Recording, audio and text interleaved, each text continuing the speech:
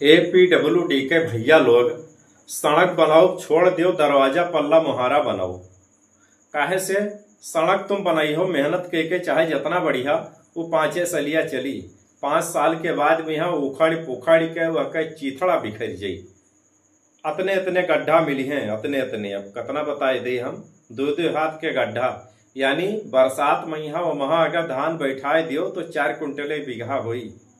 ई हाल ही रहत है सड़क के। तो का होत है कि जब टूटे फूटे लागत है तब जेई मोटरसाइकिल लेके निकलत हैं वो गढ़ा में गिरे बचाका ते ही गरिया होत है।